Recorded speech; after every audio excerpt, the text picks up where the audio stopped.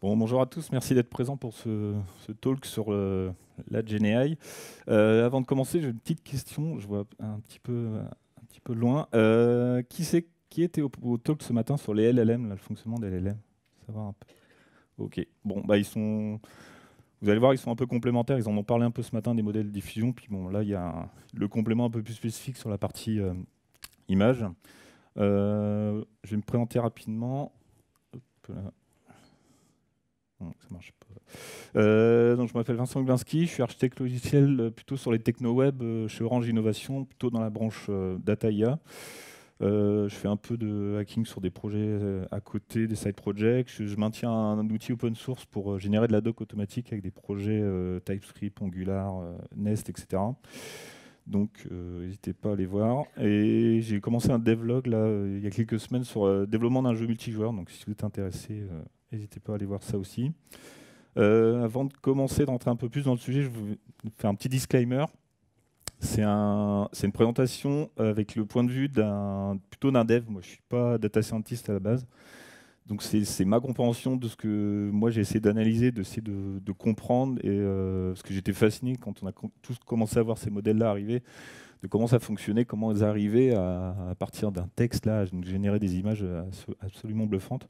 Donc c'était plus dans cette philosophie-là. Et voilà, il y a des sujets qui sont pas traités à fond. Et l'idée c'est de faire une découverte et puis une évangélisation un peu du fonctionnement derrière.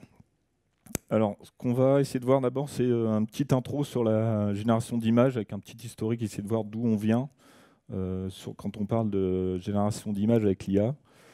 Après, on fera une petite descente sur qu'est-ce qu'il y a sous le capot voilà, à l'intérieur de la boîte noire, comment ça fonctionne. Et après, on fera des petits dérivés sur, au-delà du fonctionnement cœur, qu'est-ce qu'il en est sur la partie open source, closer source, tous les modèles qu'on a à dispo dans ce domaine-là. On verra des petits produits B2B, B2C un peu sympas, un peu originaux, un peu flippants aussi. Et après, derrière, on va essayer d'élargir un peu le spectre et de voir au-delà de l'aspect technique qui nous bluffe tous et dans lequel nous on baigne tous les jours.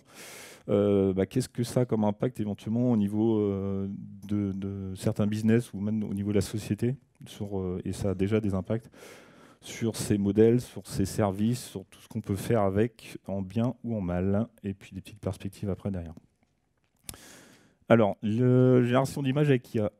Qu'est-ce que ça veut dire ou d'où ça vient en gros? C'est pas nouveau. La définition officielle de Wikipédia, c'est toute œuvre d'art qui est créée par une personne avec l'interventionnisme d'une intelligence artificielle. Donc c'est pas forcément totalement généré de zéro. Il y a logiquement toujours derrière un programme, des intentions, des algos, des entraînements, on va voir après derrière, qui font que potentiellement. Alors après, il y a d'autres services et d'autres idées qui avaient été créées aussi sur Internet avec des œuvres d'art qui étaient générées de manière automatique avec des algorithmes. Mais c'était plus ça générait des œuvres avec des formes vectorielles ou des choses un peu aléatoires. Mais là, l'idée c'était plutôt de se dire qu'il y a quand même une intervention humaine derrière où il y a quelque chose qui a été guidé, l'IA. Les premières traces de la partie IA avec la génération d'images avec IA, c'est un artiste anglais qui s'appelle Harold Cohen qui avait créé un programme dans les années 70 et qui l'a enrichi et développé sur plusieurs années, qui s'appelle Aaron, qui était dans l'idée de générer des œuvres d'art complètement anecdotiques sans forcément de lien précis. Et ça reste un peu dans la philosophie qu'on va voir après avec les modèles, avec les entraînements où voilà, il a calqué un peu son style, il a influencé, il a essayé de générer un peu ce qu'il avait envie de faire avec ce qu'il pouvait faire à l'époque aussi. Mais l'idée était déjà là. Et après, on fait un gros bond dans les années 2000. Il y a la création de... On est obligé, on va le voir après, de venir de travailler avec des données. Vous l'avez déjà vu après avec tout ce qui est LLM. Il faut des datasets, il faut des images. Donc le premier dataset qui a été créé, c'était ImageNet, avec plus de 14 millions d'images annotées. Donc ça c'est important aussi, hein, on verra après.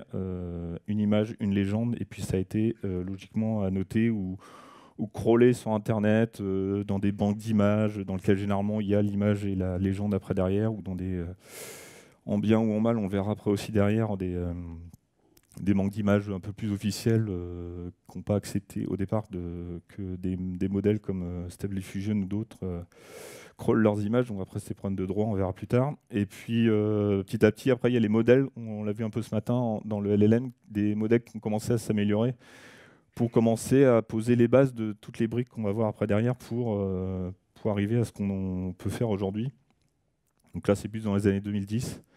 Et l'expansion qu'on a tous connue là depuis 2-3 ans avec les modèles OpenAI, DALL-E et autres derrière qui sont là depuis dans les années 2020. Ce qu'on peut voir aussi, c'est l'émergence de ces modèles de génération d'images là, et plus précisément, on va le voir après, des modèles de diffusion. On voit que ça aussi, ça suit logiquement la corrélation entre ce qu'on a pu utiliser, ce qui était à disposition, et les papiers de recherche qui en parlaient de plus en plus, parce que voilà, ils l'ont dit ce matin, on avait la puissance de calcul qui était disponible, on avait des banques d'images, de millions d'images qui étaient disponibles aussi, qui permettaient de mettre un peu toutes les briques en place pour pouvoir faire ce qu'on va faire après et ce qu'on va voir après derrière. Donc ça, voilà, on a posé le décor. Maintenant, l'idée, c'est d'aller voir un peu plus précisément ce qu'il y a dans ces boîtes noires-là. Donc l'idée de départ, c'est quand même assez simple et assez magique aussi, quand on le présente. Et après, un petit sondage, là, qui c'est qui a déjà joué avec une IA générative d'image là, pour voir un peu. Donc voilà, vous avez bien compris, on prend un texte. L'idée, c'est alors c'est ce qu'on appelle le prompt engineering, hein. L'idée, c'est de préciser éventuellement le sujet, après le contexte, après, en gros, comme si vous étiez un vrai photographe, de dire j'ai pris tel sujet en photo, je suis à tel endroit, par rapport à lui, je suis plus bas que lui ou plus haut, je suis avec un 85 mm en résolution assez haute, avec un style, etc. On va le voir après derrière. Et l'idée après, on met ça dans une boîte noire et on se récupère des images qui sont quand même assez...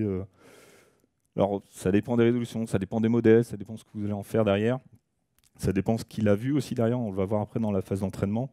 Là, c'était un exemple qui me faisait assez marrer parce qu'en gros, quand on regarde les images en détail, les skates, ils n'ont pas du tout la forme d'un vrai skate. Il y a des trucs dans tous les sens. C'est pas, et on l'a bien vu, hein, et quand vous l'avez tous essayé, les premières versions de Midjourney, il y avait des doigts en plus, la partie compréhension de ce qu'est par exemple un humain avec un bras, une main ou même d'autres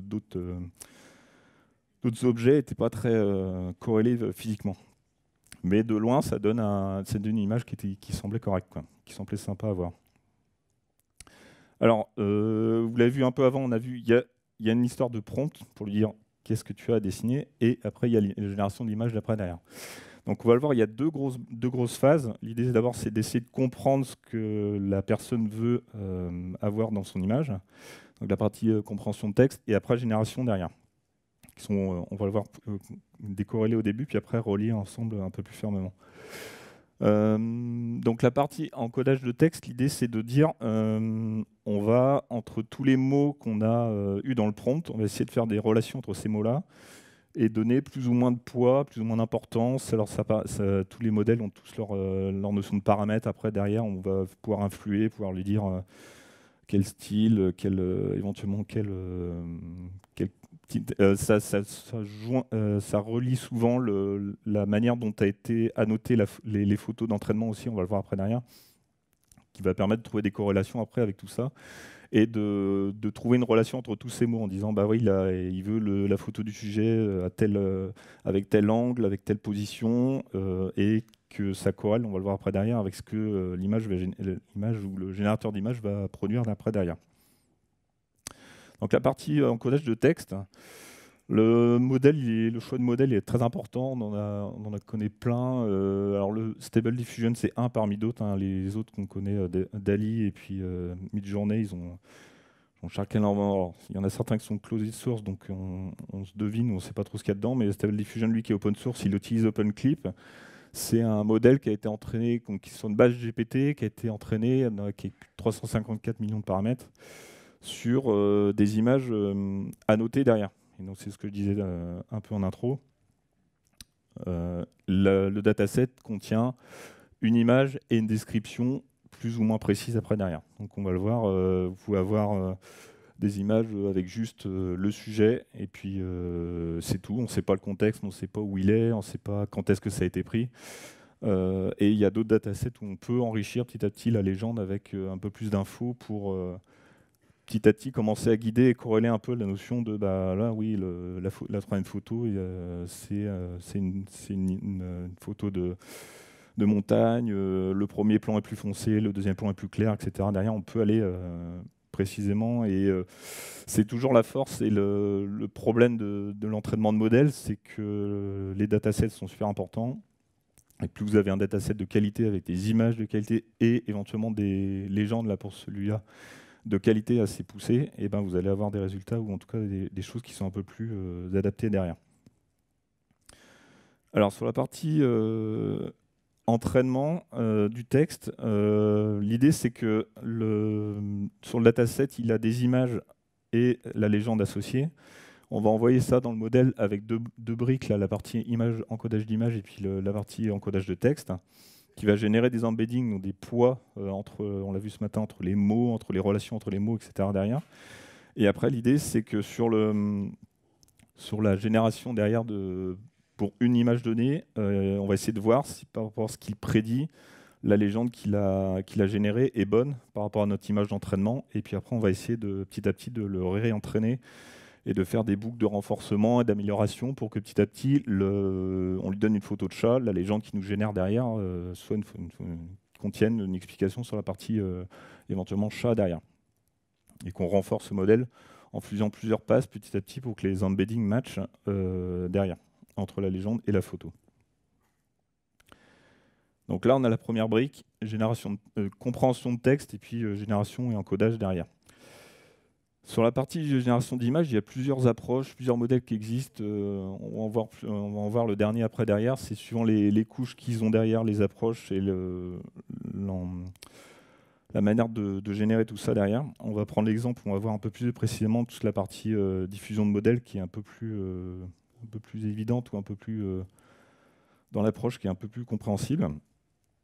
L'idée, c'est de partir d'une image originale. Donc là, dans le process d'entraînement et de création du dataset, c'est de partir d'images complètement décorrélées de leur légende. C'est juste l'image, et d'ajouter petit à petit du bruit sur cette image-là, et de voir après qu'est-ce qu'on va pouvoir produire et pouvoir générer et entraîner. Là, on est sur la brique juste génération d'images. Qu'est-ce qu'on va pouvoir générer après derrière? Alors le process est un peu plus subtil que ça, c'est-à-dire qu'on va en fait partir d'une image bruitée. Et alors c'est pour ça que quand vous utilisez ces modèles-là, vous n'avez pas l'image qui arrive en temps réel ou super rapidement, parce que déjà c'est généré sur des serveurs le temps que ça arrive, etc. Mais l'idée, c'est que ça parte d'une image bruitée et que petit à petit, vous récupériez une image qui est de plus en plus nette, qui a de plus en plus de cohérence par rapport à ce que vous voulez avoir derrière. Et donc l'idée, c'est d'entraîner le modèle à enlever du bruit sur une image et puis à retrouver quelque chose qui a une cohérence et qui visuellement ou pas, on va le voir après derrière, qui a une cohérence derrière. Il y a deux process, il y a deux manières de faire pour ça. Il y a d'abord la partie forward diffusion, celle de gauche, où on va ajouter du bruit dans l'image pour créer et enrichir le dataset d'origine, parce que si on a juste des images net, propre, et comme on l'a vu dans le dataset avec les légendes, il ne va pas pouvoir faire grand-chose. Donc là, on va enrichir ce dataset-là avec plusieurs informations, notamment les informations de bruit. Et après, on va essayer de lui dire, par rapport à des images bruitées que tu vas générer automatiquement, essaye de retomber sur tes pattes ou sur des images que tu pourras éventuellement produire derrière, dans la partie de droite. Donc là, pour la création du dataset, l'idée, c'est d'abord de prendre... donc ça va être réappliquer sur toutes les images du dataset que vous allez récupérer éventuellement. Soit c'est des gros datasets que vous allez trouver en open source, soit vous allez prendre un modèle et vous allez éventuellement faire de l'inférence ou du réentraînement pour l'entraîner, l'aider à comprendre un domaine un peu plus précis. On le verra après dans les exemples. L'idée, c'est de lui fournir une image, et après lui, il va s'occuper éventuellement. Donc là, l'image d'origine, il va en prendre une, il va générer un bruit complètement random à côté. Et on va lui dire, pour ce niveau de bruit-là, cette image bruitée, on va prendre plus ou moins d'opacité, ou en tout cas d'importance sur ce niveau de bruit, et tu vas l'appliquer sur l'image que tu as en entrée. Et après, l'idée, c'est que pareil, pour une autre image, un autre exemple ou une image bruitée générée automatiquement, tu vas prendre un autre niveau de bruit, et puis après, tu vas récupérer une autre image bruitée. Et petit à petit, comme ça, on va créer un dataset qui va être enrichi avec la notion de bruit, niveau de bruit, l'image bruitée, et puis éventuellement le sample d'image qui a servi à créer l'image du milieu là. Et donc là, après, on a petit à petit un modèle qui va pouvoir prédire, créer des images à partir d'un certain niveau de bruit, et pouvoir, en soustrayant petit à petit, on va le voir après, pouvoir créer des images à partir d'une entrée et à partir de ce qui va essayer de comprendre derrière. Et après, l'idée, c'est d'entraîner le modèle, donc en faisant la boucle dans l'autre sens, de lui dire, voilà, pour une image, donc ça, c'est des images qui sont dans le dataset, hein, vous savez comment ça fonctionne, généralement les datasets, on a des images qu'il connaît, qu'il a parcouru, qu'il a lu, ou éventuellement qu'il a connaissance, et puis éventuellement, on va prendre des images à côté qu'il n'a pas vues, et essayer de, là par exemple, une image qui a été bruitée avec un tel niveau de bruit, on lui donne dans le modèle, il ne l'a jamais vu, et après il va essayer de prédire ce que l'image bruitée qui a servi à bruiter cette image-là, et d'essayer de voir si ça correspond à ce que nous on avait dans le dataset, dans cette partie de dataset d'entraînement derrière. Et après on réentraîne le modèle plusieurs fois pour petit à petit qu'il arrive à mettre à jour ses embeddings et puis essayer de retomber sur ses pattes et puis que la fonction de perte retombe bien. Et donc là, après, sur la partie création de l'image finale, l'idée c'est d'avoir pour un certain niveau de bruit et éventuellement une image bruitée, en soustrayant petit à petit, on va essayer de pouvoir retomber sur une image qui est de plus en plus nette et qui est de plus en plus cohérente derrière, en lui faisant petit à petit appliquer en la passant petit à petit dans le prédicteur de bruit, et puis de faire de la soustraction de pixels petit à petit pour retomber sur des choses qui sont de plus en plus cohérentes derrière. Et donc là, par exemple, la logique voudrait que si ça peut être un peu perturbant au début de se dire comment il peut arriver à dessiner telle image ou pas en fonction de ce qu'on lui a donné en entrée. Si vous prenez le cas spécifique d'un modèle qui a été entraîné qu'avec des photos de chats, dans l'image de bruit et ce qu'il va pouvoir débruiter après derrière au niveau des photos, il va logiquement vous faire que des photos de chats parce qu'il n'en aura vu que des photos de chats derrière. Donc ça, c'est un cas spécifique qui permet de bien comprendre la logique après de débruitage et puis de fonctionnement après derrière du modèle.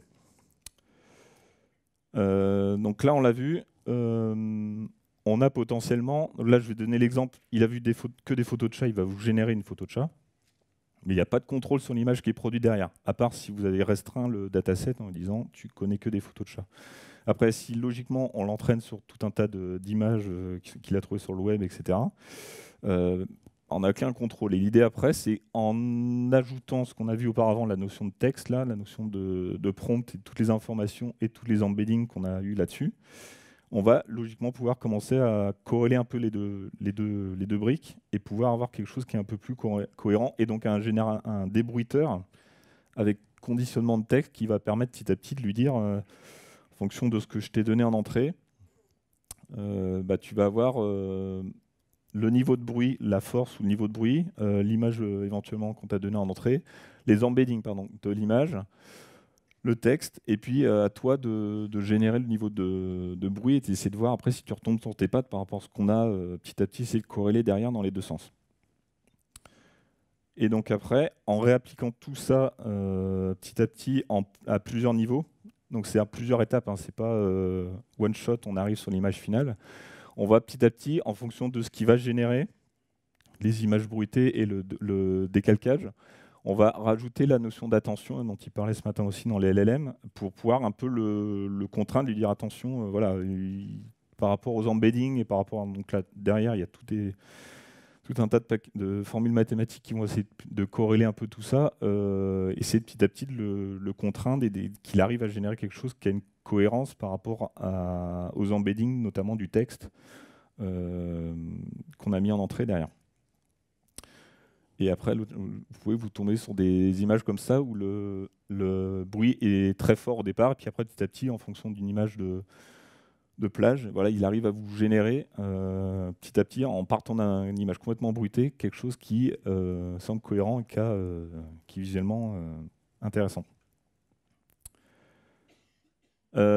Suite à ça, après, l'idée sur les briques qu'on a vues auparavant, c'est que une fois que vous avez toute cette boîte noire un peu décorrélée et un peu saucissonnée, bah, c'est éventuellement de pouvoir, en plus de l'avoir contraint sur la partie texte, on peut aussi, et c'est tout l'intérêt des briques après qu'on a dans les couches du modèle, le contraindre un peu plus fortement, éventuellement, et on l'a vu en intro aussi derrière, sur tout ce qui est style graphique, style photographique, et éventuellement sur la composition de l'image aussi. Donc là, l'idée, c'est par exemple une extension qui s'appelle ControlNet, qui permet de dire en entrée, bah voilà, globalement, il y a donc là pareil, un dataset avec des images plutôt de représentation assez simple du personnage. Donc là, je veux un chef cuisinier qui se tient dans cette posture-là. Donc éventuellement, essaye de régénérer. Donc là, pareil, il y a une autre couche qui va lui permettre de comprendre que bah, la posture de la personne derrière, il faudra qu'elle ait éventuellement cette distinction-là avec des trajectoires qui sont corrélées entre les points derrière. Et donc là, c'est pareil, c'est en plus de contraindre le modèle avec le texte qu'on a donné en entrée, bah, on va aussi contraindre le modèle en disant, bah voilà, faut petit à petit, la personne qu'on a derrière là, bah, vous voyez après les exemples, le chef cuistot, il en a fait plusieurs et ils ont à peu près tous la même posture qu'est-ce qui avait été demandé en entrée derrière. Et c'est pareil pour la notion de dessin un peu basique. Tu viens de dessiner une maison où après, voilà, il y a l'herbe devant, la maison à peu près là, il y a des choses qui sont à cet endroit-là, etc. derrière. Et après pouvoir avoir des images qui sont à peu près dans l'esprit ou dans la contrainte qu'on lui a donnée derrière. Et pareil pour le dessin voilà, dessine-moi une tortue en ayant à peu près qui reste un peu dans cet esprit-là aussi. Et les corrections qu'on a aussi dans tous les outils de traitement d'image de Photoshop par exemple, pour le pas citer, c'est un peu le même esprit, c'est de dire bon bah voilà sur l'image d'origine à cet endroit-là, bah, tu vas me redessiner quelque chose qui va correspondre à ce que je t'ai demandé au niveau du texte derrière. Donc ça, c'est une première possibilité. Là, c'est plus contrainte sur un style, sur une composition d'image. On peut aussi avoir carrément l'inspiration de se dire tu vas me générer une image qui va s'inspirer éventuellement de tel ou tel artiste. Et bah, fais-moi une photo de chat qui s'inspire un peu de la photo du milieu. Donc là, on ressent bien la patte un peu graphique avec la notion de... Il y a un petit peu de mauve, il y a le style un peu de là, on sent la patte. Et puis voilà, on a l'impression que c'est la même personne qui a fait la photo de droite. Donc là, toujours pareil, dans la partie data et tout ce qui est modèle, il y a une notion d'open sourcing qui permet d'améliorer un peu tout l'écosystème. Il y a des modèles qui sortent, il y a des papiers de recherche avec les datasets, les modèles associés qu'on retrouve sur GingFace, etc. Et après, il y a la possibilité d'améliorer un peu tout ça et de partir de modèles de départ. Donc le plus connu en open source, c'est Stable Diffusion. Je vous invite à aller voir cet article-là pour voir un peu ce que vous pouvez en faire après derrière. Et après, vous pouvez éventuellement, on va avoir des exemples après dans la partie business, vous pouvez éventuellement, du coup, à partir de ce modèle-là, éventuellement l'adapter à un contexte bien particulier, et on verra des exemples, et du coup créer des produits qui sont assez sympas. Ou pas. Et sinon, à côté, vous avez les modèles fermés qui sont un peu plus sous contrôle et voilà, qu'on n'a pas trop la main sur ce qui est généré et on ne sait pas trop éventuellement. Alors petit à petit, on a vu il y a eu des couacs, par exemple pour, je crois que c'est Midjourney, ils ont crawlé des images de Getty et il y a des personnes qui ils ont pris un procès avec Getty parce qu'ils sont des images qui ont été générées à partir de Midjourney, on récupérait le label dans l'image d'entraînement, il y avait le label Getty Images et dans l'image de sortie, il y avait aussi le label Getty Images. Donc ça fout un peu mal. Et bon voilà, ils se font prendre à leur propre jeu, mais bon l'idée c'est voilà, s'ils peuvent scanner tout Internet et récupérer toutes les images pour entraîner leur modèle, ils vont pas se priver. Bon, bref, il y en a plusieurs. Il y a tous les grands acteurs de l'édition d'images qui ont petit à petit sorti leurs modèles, ou en tout cas intégré des modèles plus ou moins internes dans leurs produits pour enrichir soit des produits existants, soit en créer des nouveaux à partir de ces modèles-là derrière. Sur la partie, après, une fois qu'on sort de la partie open source, la partie produits fermés ou pas, les plus connus, la Midjourney, au départ, il était disponible au sein de Discord. Maintenant, il est disponible en API ou en tout cas dans un vrai site. On peut commencer à créer des produits à partir de ça, parce que l'idée, c'est de comprendre comment ça marche et éventuellement essayer de deviner ou d'essayer d'arriver à faire des choses un peu sympas après. Mais on peut aussi construire des choses qui sont assez bluffantes, assez sympas, voire assez perturbantes pour un peu ceux qui travaillent dans ce domaine-là. Un premier exemple, c'est un entrepreneur qui s'appelle Peter Levels qui a créé un site où, par exemple, vous pouvez générer votre avatar en lui envoyant 4-5 photos de vous avec plus ou moins croppées, plus ou moins proches, de face, de profil, etc. Vous lui envoyez 5 et 10 photos. Après, lui, sur le serveur, il va prendre une version de Stable Diffusion qu'il a un peu enrichie. Il va réentraîner ce modèle-là avec vos photos à vous, en ayant légendé un peu les choses, en disant voilà, vous êtes éventuellement un homme, etc., ou une personne derrière, enrichir un peu le modèle là, et après il va vous générer un modèle sur mesure avec vos photos à vous, et après que vous pouvez utiliser dans son service pour éventuellement générer des photos d'avatar dans n'importe quelle situation derrière, pour n'importe quel contexte derrière. Donc ça, c'est un cas d'usage assez sympa. On a vu Paint, le bon vieux Paint sous Windows là, qui a été enrichi avec la notion de co-création, ils appellent ça, dans le même style que dans les autres applis où on peut éventuellement lui dire tu vas me dessiner un petit chien blanc, etc., dans le style pixel art, et il va vous générer tout ça après derrière, comme le font les autres services après derrière. On continue un peu dans la notion de... On prend le modèle, on lui donne des images d'entrée, on va inférer, puis on applique un contexte. Là, c'est un service qui prétend pouvoir redesigner votre canapé ou votre salon ou votre maison ou les photos de vos pièces.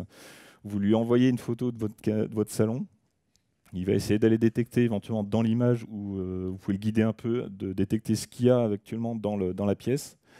Et après, il va vous, en fonction des styles que vous voulez, après derrière, vous générez des photos un peu random, soit style minimaliste, par exemple, scandinave, etc. Des photos de ce qu'éventuellement ça donnerait votre salon en style scandinave après derrière. Vous en faites ce que vous voulez après derrière. J'ai perdu ma souris. Je sais plus où elle est. Ah ouais, là c'est bon.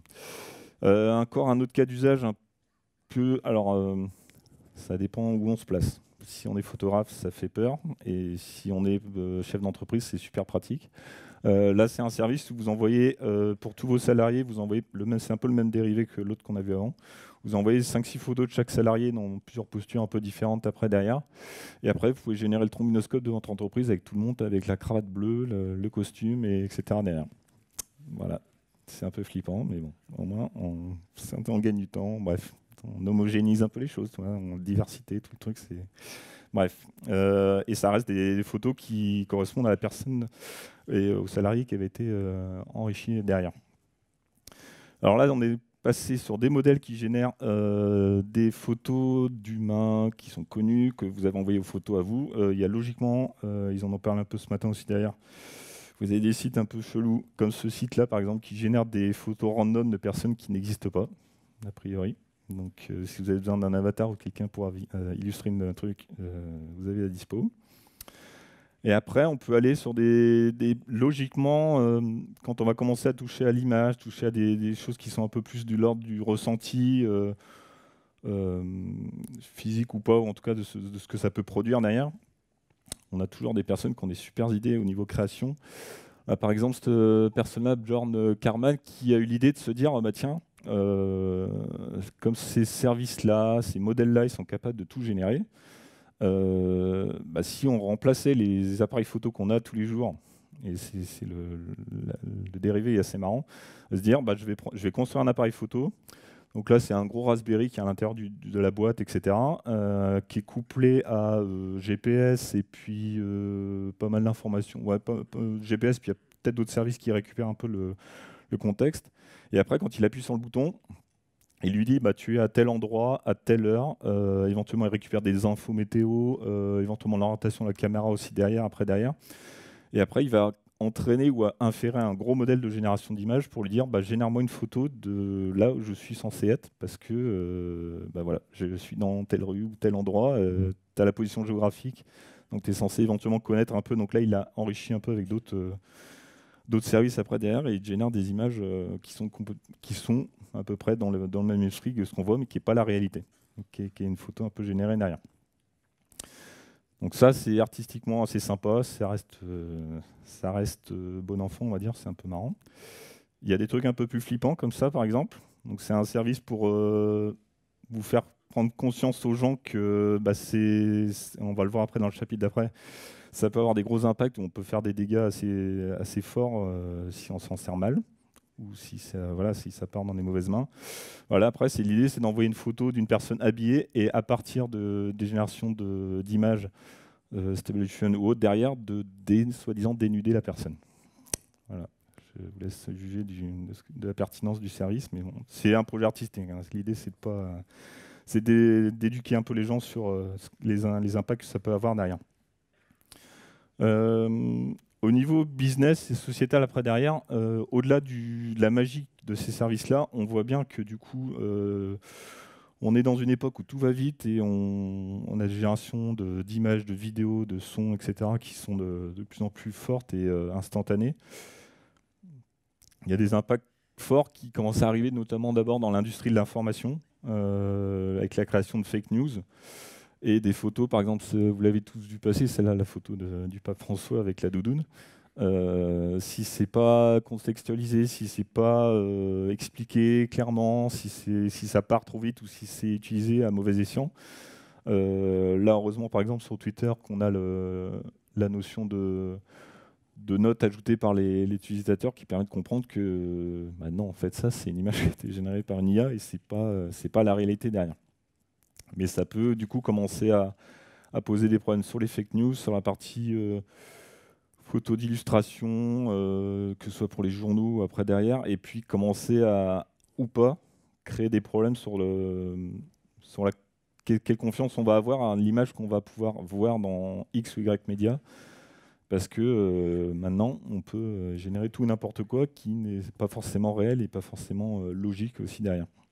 Et commencer un peu à éduquer, on va le voir après derrière, un peu tout le monde sur voilà, faire attention à ce qu'on lit, faire attention à ce qu'on voit, et comment on prend tout ça derrière. Il y a un autre domaine qui peut éventuellement être touché à plus ou moins long terme ou à plus ou moins importance, c'est par exemple l'industrie du jeu vidéo, avec tout ce qui est génération d'images, sur tous les créations d'assets et de texturing 3D. Sur tous les modèles, il y a des plugins qui existent pour Blender aujourd'hui aussi, par exemple, pour ne pas le citer, où vous avez votre modèle 3D, vous lui dites, bah voilà, c'est un modèle 3D de chevalier, etc. Le bouclier, il est comme ça. Vous avez le modèle 3D du bouclier, et dans la partie mapping et création d'assets et de texturing, vous allez pouvoir lui dire, bah voilà, génère-moi une image de texture pour ce bouclier-là derrière, qui va pouvoir permettre d'illustrer mon personnage derrière. Et du coup, ça peut remettre un peu... C'est toujours pareil avec les IA, soit on les prend avec crainte, comme ils vont remplacer X ou Y métiers, soit ils vont les enrichir, soit ils vont leur permettre d'aller plus vite ou de faire d'autres choses. Donc là, ça peut permettre sur les modeleurs 3D de faciliter un peu ce travail de texturing, et puis de passer sur autre chose après derrière, ou de créer des modèles plus vite derrière. C'est toujours pareil. Certains métiers vont évoluer, il y en a d'autres qui vont, notamment la partie créative, qui vont bouger un peu derrière. Il y a d'autres domaines aussi, la partie pub, là, par exemple. Est-ce qu'il y en a certains qui ont vu, il y a une pub il y a quelques semaines, quelques mois, j'ai plus le nom en tête. C'est une photo de montagne pour, je crois, une station de sport d'hiver, et ils avaient géré l'image avec une IA, donc il y avait la bonne légende, etc. derrière, et ça avait un peu tiqué, ça avait un peu crié en disant voilà, on se passe de photographe, on se passe de choses derrière. Alors après,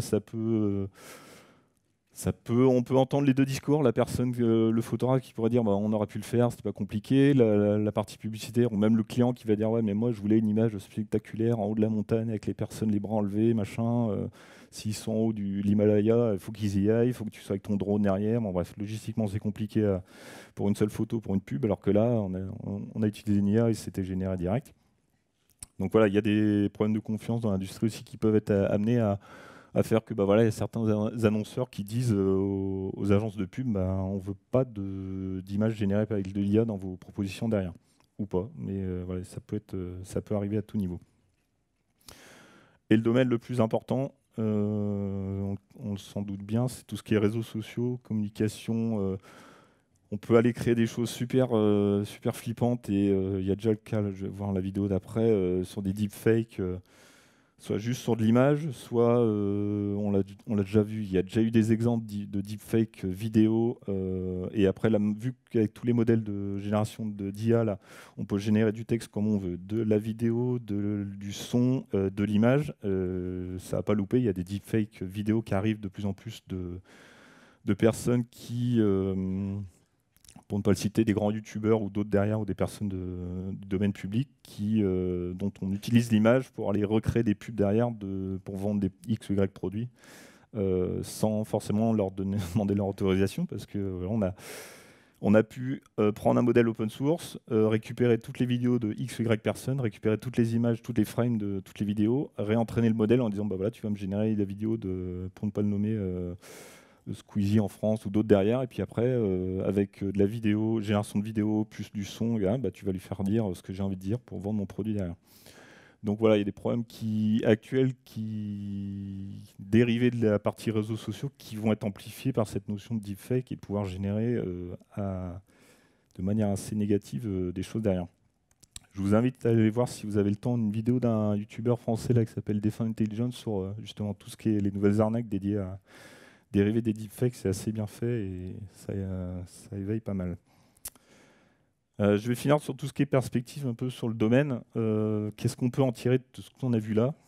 Il y a des choses qui sont assez inquiétantes et puis d'autres qui sont éventuellement assez inspirantes. Mais on pourrait d'abord se demander, est-ce qu'on n'est pas dans une bulle? Alors après, on prend les courbes de Gartner, qui est un institut comme un autre, comme ça marche ou ça marche pas, ils ont raison ou ils n'ont pas raison derrière. A priori, d'après eux, on est en août 2023, la générative AI était en haut de la boucle, le cycle de découverte assez fort et voilà, c'est un domaine qui bouge beaucoup et qui crée de la nouveauté et qui crée de l'inspiration derrière. Est-ce que ça va retomber derrière ou pas? On verra. Mais voilà, est-ce qu'on est dans une bulle? Est-ce qu'il y avait un peu les mêmes schémas un peu avec tout ce qui est NFT et Web3 on n'en entend plus trop parler. Donc après, peut-être qu'il y a certains domaines où ils ont raison, d'autres ou pas. On verra. Après, il y a déjà des choses qui sont en place, qui arrivent dans la vie de tous les jours. Donc on se doute bien qu'il y a des impacts plus ou moins forts. Il y a des dérivés de ce qu'on a vu là sur la partie génération d'images où on peut aller encore plus loin. Il y a des modèles qui commence à travailler sur carrément, une fois qu'on a fait de la 2D, on peut aller carrément à un niveau encore au-dessus et pouvoir, à partir de textes et de modèles entraînés sur des modèles 3D. Alors après, il y en a beaucoup qui fonctionnent avec des scans d'images et des produits qu'on fait tourner sur eux-mêmes. Et puis après, ça permet de générer un peu des modèles 3D un peu simplistes. Mais voilà, il commence à arriver le cas où on pourrait éventuellement générer un modèle 3D complet avec la partie vecteur, etc. et la partie image derrière, sur les textures et puis derrière. Sur la partie IA au sens large, sur les perspectives, on a bien vu, ces IA génératives, elles peuvent permettre d'accélérer un peu certains process business, que ce soit la photo, le dessin ou autre chose derrière.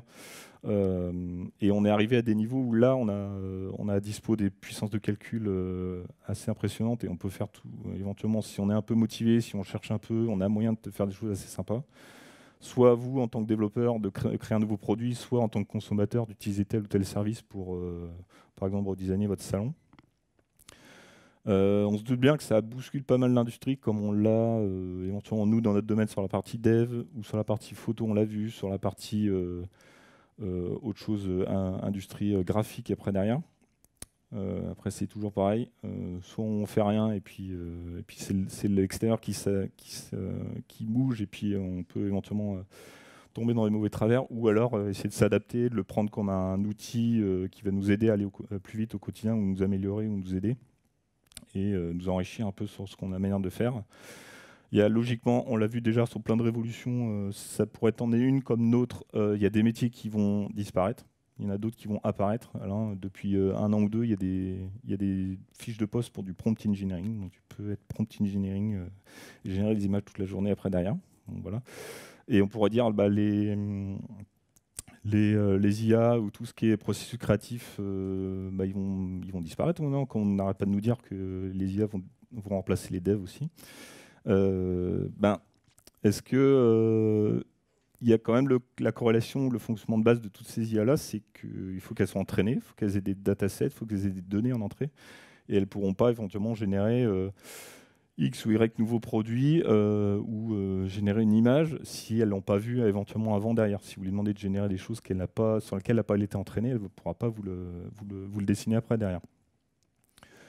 Il y a d'autres points que je trouve important de parler. Ouais, ça reste des outils qui sont assez puissants et disponibles pour le grand public. Donc on l'a vu, on peut faire tout n'importe quoi. Le processus créatif, en fait, on a la chance, c'est que ces IA-là, elles vont générer des pixels, vont générer des plus ou moins, ça dépend de comment elles ont été entraînées petit à petit, etc. derrière, mais par rapport à ce qu'on a vu sur la notion de texte, de légende, de contrainte de l'image que vous allez générer derrière, le meilleur prompt engineering du monde, il n'arrivera jamais à expliquer ou faire en sorte que l'IA vous génère une image avec éventuellement un vrai style, une vraie patte graphique, et éventuellement la notion d'authenticité et d'expérience réelle, des photos, éventuellement de reportages, des choses où il y a du vivant, où il y a des émotions, où on voit des gens pleurer, où on voit des gens heureux, rigoler, etc. derrière. On le sent bien, et moi je reste convaincu qu'elles n'arriveront jamais à générer des photos qui ont la même... elles vous toucheront pas de la même manière que des vraies photos qui auront été prises par un vrai photographe au vrai moment, là où il fallait être, et puis vous toucher de manière un peu plus profonde derrière. J'ai mis quelques petits pointeurs dans les slides, là je partagerai le lien à la fin. Si vous voulez, si vous aimez les formules mathématiques et vous arrachez un peu les cheveux, il y a cet article-là qui vous explique précisément toutes les notions de maths après derrière entre toutes les briques qu'on a vues un peu avant. Il y en a un autre là, qui est à peu près pareil dans le même délire si vous aimez les maths. Il y en a celui-là qui est un peu plus conceptuel sur la notion de transfert de style, là. Pareil, si vous avez envie de jouer, de découvrir ces modèles-là, de voir comment les utiliser ou construire des produits avec, je vous invite à aller voir cette chaîne-là où c'est une personne qui essaye de faire des tutos d'évangélisation sur les modèles, comment les utiliser, comment les installer, comment inférer, comment créer votre propre modèle custom avec vos images à vous, et puis créer éventuellement X ou Y produits derrière. Et puis un autre pointeur aussi, un Awesome Generative AI sur manière un peu plus large, tous des pointeurs qui ont été réunis par la communauté sur comment on peut utiliser et comprendre un peu tout ce domaine-là de la partie image derrière, tous les modèles et le LLM derrière. J'ai fini. Il nous reste à peine 1 minute pour prendre peut-être une question. Merci.